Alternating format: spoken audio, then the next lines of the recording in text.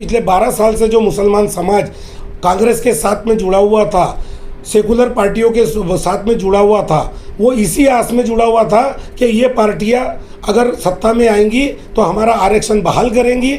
लेकिन जब उन्होंने 11/11/2024 को ये खारिज कर दिया कि कांग्रेस मुसलमानों को कोई आरक्षण देने वाली नहीं है, तो अब मुसलमानों को कांग्रेस की ज़रूरत नहीं है। मुसलमान अपना नेता खुद चुन लेंगे। मुसलमान जात पात को नहीं मानता है। क्या कांग्रेस क्या बीजेपी, विचारधारा एक ही है, दो अलग अलग झंडे हैं। कोई विचारधारा में फ़र्क नहीं है। वही लोग वहाँ हैं, वही लोग यहाँ आए। आज कांग्रेस से जीत के कल अगर बीजेपी की सरकार महाराष्ट्र गवर्नमेंट में बनती हो तो कांग्रेस के अंदर में तो सेल लगी हुई है। वहाँ पे 10-20 आमदार तोड़ के जाना, फोड़ के जाना। आखिर में मेरे पश्चिम नागपुर की जनता से एक ही वादा करता हूँ कि मेरे भाइयों, दोस्तों, बुज़ुर्गों, महिलाओं और युवाओं, आने वाली 20 तारीख को पश्चिम नागपुर से मैं अपक्ष उम्मीदवार के रूप में आपके बीच में खड़ा हूं। आप मुझे अपना कीमती वोट देकर क्रेन का 17 नंबर का बटन दबाकर मुझे बहुमतों से विजयी कीजिए। मैं आपसे वादा करता हूं, विकास, डेवलपमेंट, प्रगति जिसे कहते हैं,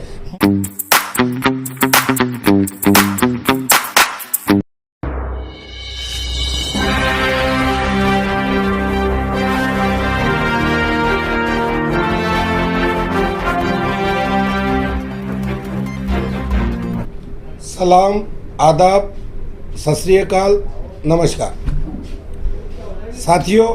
मैं राजा बेग पश्चिम नागपुर से अपक्ष उम्मीदवार के तौर पर इलेक्शन लड़ रहा हूं और मेरा जो चुनाव निशान है वो है क्रेन। जो हम लोग क्रेन से कोई भी सामान वगैरह उठाते हैं, बड़ी भारी भरकम चीज़ें, जैसे हमारे नागपुर शहर के अंदर में जो बड़े बड़े ब्रिजेस बन रहे हैं, तो उनके जो प्रीकास्ट जो ये रहते हैं पार्ट्स, उसको क्रेन से उठाया जाता है। वो क्रेन मेरा चुनाव निशान है। और मैं अपने खुद की मर्जी से नहीं यहाँ खड़ा हुआ हूँ। मुझे सभी जाति, सभी धर्मों के लोगों ने मिलकर कहा है कि बेग साहब, हमारे को ना कांग्रेस चलती है ना बीजेपी चलती है, लेकिन हमारे पास में विधानसभा इलेक्शन या लोकसभा इलेक्शन में कोई ऑप्शन ही नहीं होता है। इसलिए हमारे को दो लोगों में से किसी एक को चुनना पड़ता है।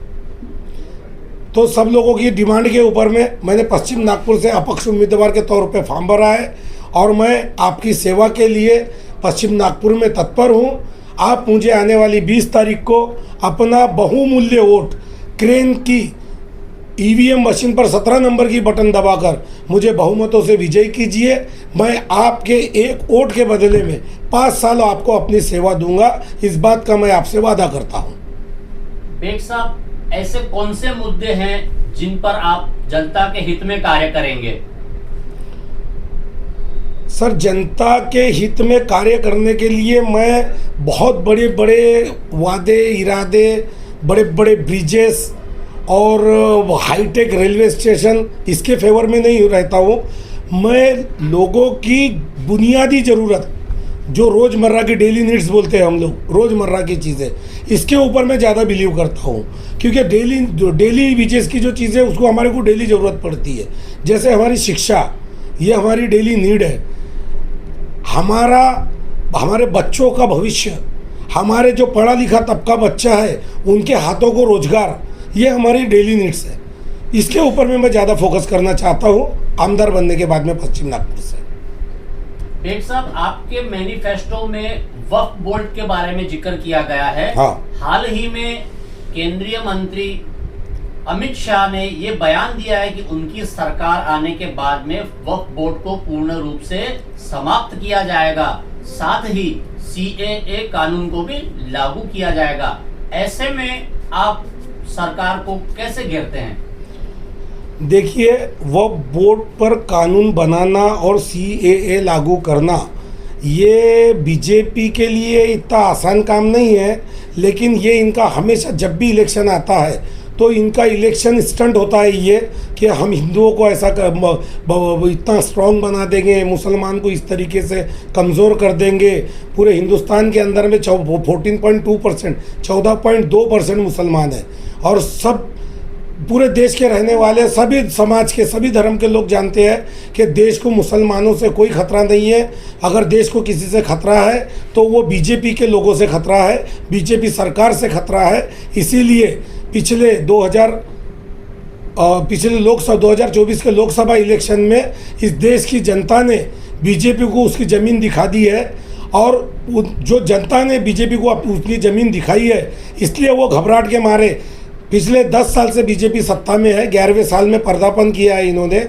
महाराष्ट्र में पिछले 2.5 साल से सरकार में है, तो इतने दिन सरकार में रहने के बाद ये विकास के ऊपर क्यों नहीं बात करते, ये डेवलपमेंट के ऊपर में क्यों नहीं बात करते, ये जवानों के रोजगार के ऊपर क्यों नहीं बात करते, ये महिलाओं की सुरक्षा के ऊपर क्यों नहीं बात करते। ये लोगों के बाद में इलेक्शन के बाद में सिर्फ हिंदू, मुस्लिम, वक्फ बोर्ड और इस टाइप के जो ये शगुफे हैं, अब महाराष्ट्र की जनता और पूरे हिंदुस्तान की जनता ये समझ चुकी है, और ये बातें अब जनता के लिए कोई मायने नहीं रखती।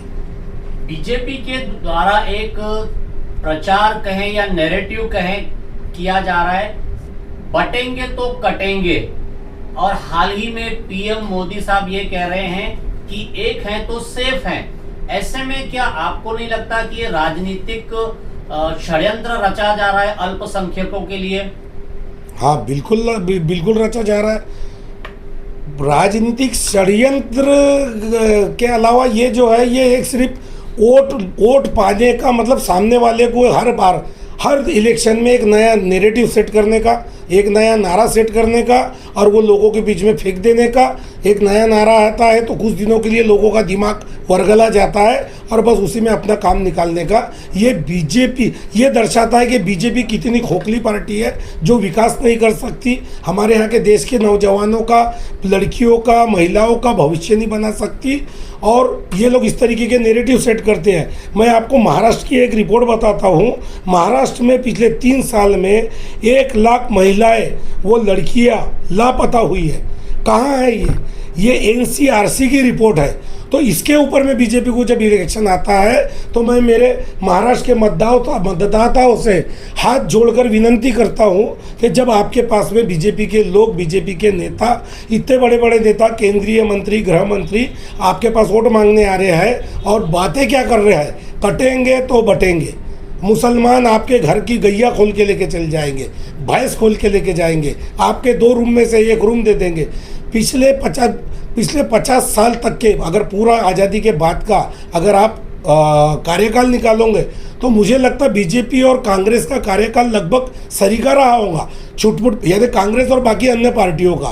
तो मुझे तो नहीं लगा कि कभी 70 सालों में किसी ने किसी के यहाँ की भैंस खोल के लेके चले गया। उल्टा बीजेपी की भैंस उन्होंने छोड़ दिया। पिछली बार आपने देखा कि यूपी से एक भैंस आ रही है तो वो छोड़ दिया है उसको। तो ऐसा कुछ भी नहीं है, ऐसा कुछ नहीं होने वाला है। और अब हिंदुस्तान की जनता समझ चुकी है, जो ये बातों का महाराष्ट्र की जनता के ऊपर में, झारखंड की में जो इलेक्शन है 2 स्टेटों में, इसका कोई असर होने वाला नहीं है। उल्टा बीजेपी को इन मुद्दों से, कटेंगे तो बटेंगे, इस टाइप के मुद्दों से नुकसान ही होगा। महाराष्ट्र में महिला सशक्तिकरण के नाम पर महिलाओं को 1500 रुपये दिया जा रहा है। अभी वो सरकार का ये कहना है कि 1500 से हम 2100 करेंगे। दूसरी ओर कांग्रेस पार्टी ये बोल रही है कि हम चुनकर आने के बाद में 2100 नहीं, हम 3000 देंगे। तो आप इस बात को कैसे लेते हैं? सर कैसा है, क्या कांग्रेस क्या बीजेपी, विचारधारा एक ही है, 2 अलग अलग झंडे हैं, कोई विचारधारा में फर्क नहीं है। वही लोग वहाँ हैं, वही लोग यहाँ हैं। आज कांग्रेस से जीत के कल अगर बीजेपी की सरकार महाराष्ट्र गवर्नमेंट में बनती हो तो कांग्रेस के अंदर में तो सेल लगी हुई है। वहाँ पे 10-20 आमदार तोड़ के जाना, फोड़ के जाना, ये जो हमारे महाराष्ट्र प्रदेश के महिलाओं का, बच्चियों का भविष्य ये लोग जो 2100, 1500 और 3000 में तय कर रहे हैं, तो ये इनको महाराष्ट्र का विकास नहीं करना है।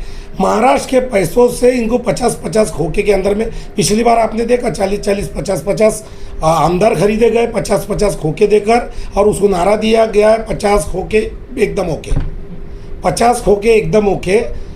तो ये जो 1500 3000 में हमारे देश के बच्चों का, हमारे महाराष्ट्र के स्टेट के बच्चों का, औरतों का, लड़कियों का और पढ़े लिखे नौजवानों का मुस्तकबिल खरीदा जा रहा है। और सरकार के अंदर में 50-50 खोखे में खरीद कर जो सरकार बनाने की होड़ मची है, वो सरकार का, गवर्नमेंट का सारा पैसा जो है वहाँ खर्च किया जा रहा है। पश्चिम नागपुर में बहुत सारी मूलभूत सुविधाएं का अभाव है। हाँ, और जगह भूमि पूजन का बोर्ड भी लगाया जाता है, लेकिन वो काम अभी तक 5 सालों में नहीं किया गया है। तो क्या आप चुनकर आने के बाद में उसको पूरा करेंगे?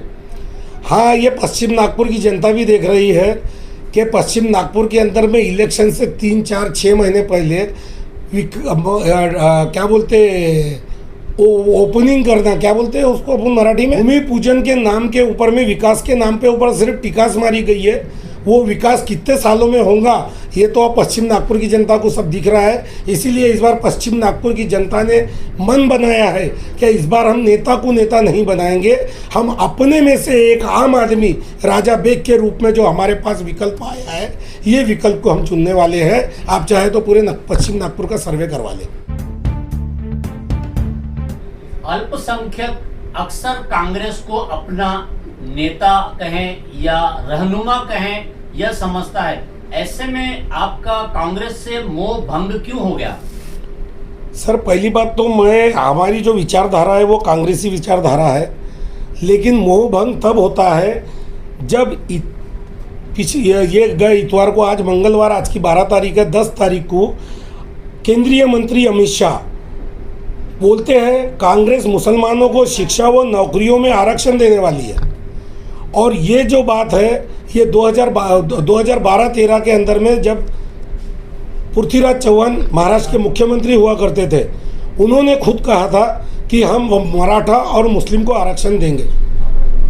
तो जब एक कांग्रेस का मुख्यमंत्री, महाराष्ट्र का मुख्यमंत्री 2012-13 में एक ऑर्डिनेंस लाता है और उसको पास भी करवाता है, हाउस में उसको पास करवाने के बाद में 12 साल के बाद में उसी पार्टी का प्रदेश अध्यक्ष नाना पटोले जी 11/11/2024 बिरसा मुंडा जयंती के दिन अपना स्टेटमेंट देते हैं कि इस बात का खंडन करते हैं कि कांग्रेस मुसलमानों को कोई आरक्षण देने वाली नहीं है। तो जब ये इन्होंने क्लियर कर दिया, पिछले 12 साल से जो मुसलमान समाज कांग्रेस के साथ में जुड़ा हुआ था, सेकुलर पार्टियों के साथ में जुड़ा हुआ था, वो इसी आस में जुड़ा हुआ था कि ये पार्टियां अगर सत्ता में आएंगी तो हमारा आरक्षण बहाल करेंगी। लेकिन जब उन्होंने 11/11/2024 को ये खारिज कर दिया कि कांग्रेस मुसलमानों को कोई आरक्षण देने वाली नहीं है, तो अब मुसलमानों को कांग्रेस की ज़रूरत नहीं है। मुसलमान अपना नेता खुद चुन लेंगे। मुसलमान जात पात को नहीं मानता है, मुसलमान हर किसी को वोट देता है। अब मुसलमान अपना नेता खुद चुन लेंगे। आखिर में आप जनता से क्या आह्वान करना चाहते हैं? मैं पश्चिम नागपुर की जनता से ये आह्वान करना चाहता हूँ कि मैं जो ये इलेक्शन में लड़ने आया, मैं खुद नहीं आया था, मुझे इसी एरिया के लोगों ने कहा कि बेग साहब आप जैसे लोगों को इलेक्शन लड़ना चाहिए, क्योंकि विधानसभा के अंदर में हमारे पास में 2 ही पार्टियां होती है और हमारे पास में तीसरा विकल्प नहीं होने के कारण हम तीसरे किसी नुमाइंदे को नहीं चुन के लाते हैं। इसलिए आप जैसे लोग आइए तो हम अपनी ताकत दिखा देंगे। हमने हमारे मुद्दे जो रखे हैं, हमारा जो मैनिफेस्टो है वो इस प्रकार है, हमारा मैनिफेस्टो इस प्रकार है, किसी भी धर्म या उसके धार्मिक गुरु ग्रंथ, पैगंबर या धार्मिक आस्था का केंद्र के खिलाफ अपमानजनक टीका टिप्पणी करने वाले पर मौजूदा कानून में संशोधन करना। उसके बाद महाराष्ट्र राज्य में सख्त मुस्लिम सुरक्षा कानून पारित करवाना। महाराष्ट्र में वक्फ संशोधन बिल को लागू नहीं करने पर संज्ञान लेना। कांग्रेस अगर सत्ता में आती है तो ये हमारे मुद्दे थे। 1950 का प्रेसिडेंशियल ऑर्डर खत्म करना। मुस्लिम समाज में खाटी महजबी मेहतर भाइयों का SC का रिजर्वेशन तुरंत लागू करवाने ताबड़तोड़ संज्ञान लेना। सच्चर समिति और महमूदुर रहमान समिति ने जो सिफारिशें मुस्लिम समाज के विकास के लिए दी है उसे तुरंत लागू किए जाने का तुरंत संज्ञान लेना। पश्चिम नागपुर में SC, ST, OBC, मुस्लिम समाज और अन्य सभी पिछड़ा वर्ग को साथ लेकर एक आर्थिक कल्याण नीति बनाना और सरकारी फंड का वार्षिक वितरण सुनिश्चित करना। पश्चिम नागपुर में 4 AC समाज भवन और 4 डिजिटल लाइब्रेरी लाकर देना। आधुनिक अस्पताल और प्राथमिक स्वास्थ्य केंद्रों को सशक्त बनाना ताकि हर निवासी को गुणवत्तापूर्ण स्वास्थ्य सेवा मिल सके। पश्चिम नागपुर के सभी बंद पड़े जर्रर सरकारी स्कूलों को CBSE पैटर्न में बदलकर उसका आधुनिकीकरण कर जल्द शुरू करना। पश्चिम नागपुर को बेरोजगारी मुक्त करने का वादा करता हूं मैं। इसके लिए सरकारी भूमि पर लघु उद्योग को स्थापित करना, सस्ती बिजली उपलब्ध कराना और युवाओं के लिए कौशल विकास स्किल डेवलपमेंट कार्यक्रम लाना। महिलाओं की सुरक्षा, आत्मनिर्भरता और सभी क्षेत्रों में समान अधिकारों के लिए कार्यक्रम चलाना। घरेलू और व्यावसायिक बिजली की बढ़ती दरों को जल्द से जल्द कम करना। हम विदर्भवासी कोयले का उत्पादन करते हैं, बिजली का उत्पादन करते हैं, हम प्रदूषण सहते हैं और हमसे सस्ती बिजली पश्चिम महाराष्ट्र और मुंबई को दी जाती है और हम महंगी बिजली झेलते हैं। तो मेरी मांग ये है कि हम अगर बिजली का उत्पादन करते हैं तो आप पश्चिम महाराष्ट्र और बम्बई में जो दर में बिजली देते हैं उससे आधी दर में हमारे विदर्भवासियों को बिजली देना। इस तरीके की मेरी बहुत सारे वादे हैं मेरे लोगों के साथ में। अगर मैं ये मैनिफेस्टो पढ़ूंगा तो आपकी वीडियो बहुत लंबी बन जाएंगी। तो मैं आखिर में मेरे पश्चिम नागपुर की जनता से एक ही वादा करता हूँ कि मेरे भाइयों, दोस्तों, बुजुर्गों, महिलाओं और युवाओं, आने वाली 20 तारीख को पश्चिम नागपुर से मैं अपक्ष उम्मीदवार के रूप में आपके बीच में खड़ा हूँ। आप मुझे अपना कीमती वोट देकर क्रेन का 17 नंबर का बटन दबाकर मुझे बहुमतों से विजयी कीजिए। मैं आपसे वादा करता हूँ, विकास, डेवलपमेंट, प्रगति जिसे कहते हैं, मैं सिर्फ बोर्ड लगाकर नहीं दिखाऊंगा आपको, पहले दिन से दिखाऊंगा आपको कि जो बंद पड़ी सरकारी स्कूलें हैं उसको CBSE पैटर्न पे किस तरह शुरू किया जाता है।